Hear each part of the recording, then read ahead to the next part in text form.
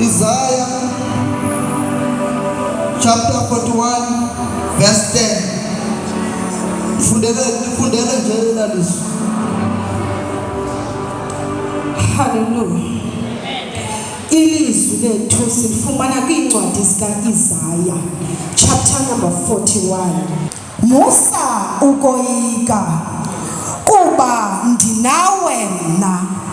Musa ukubheka-bheka kuba ndinguThixo wakho, ndikukhaliphisile.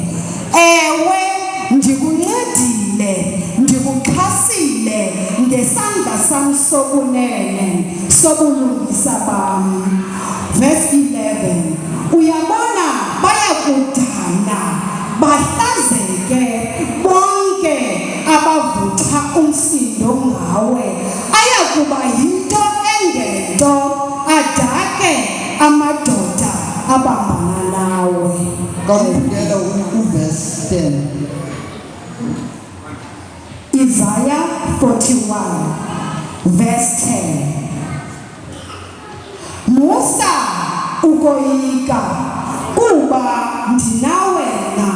Musa ukubheka-bheka kuba ndinguThixo wakho, ndikukhaliphisile.